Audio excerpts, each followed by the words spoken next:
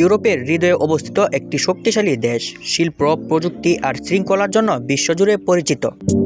হ্যাঁ, বলছি জার্মানির কথা। কিন্তু কিভাবে এই দেশ এত উন্নত হলো, চলুন জেনে আসি আজকের এই ভিডিওতে।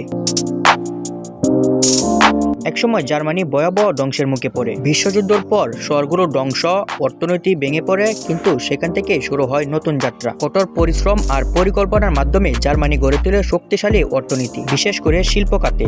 গাড়ি, মেশিন, প্রযুক্তি সবখানে তারা বিশ্বসেরা। বিশ্ববিখ্যাত কোম্পানি যেমন BMW, মার্সেডিস বেঞ্জ এগুলো হচ্ছে জার্মানির শিল্প শক্তির প্রমাণ। জার্মানির শিক্ষা ব্যবস্থাও অত্যন্ত উন্নত।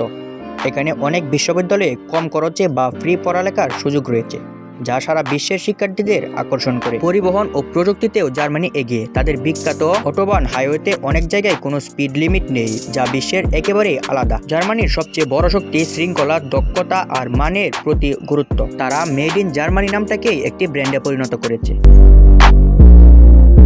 তাই বলা যায়, ধ্বংস থেকে উঠে দাঁড়িয়ে পরিশ্রম, প্রযুক্তি আর পরিকল্পনার মাধ্যমে একটি দেশ কিভাবে বিশ্বসেরা হতে পারে তার জীবন্ত উদাহরণ জার্মানি। তো পরবর্তী ভিডিও কোন দেশ সম্পর্কে জানতে চান কমেন্টে বলে যাবেন। ধন্যবাদ সবাইকে।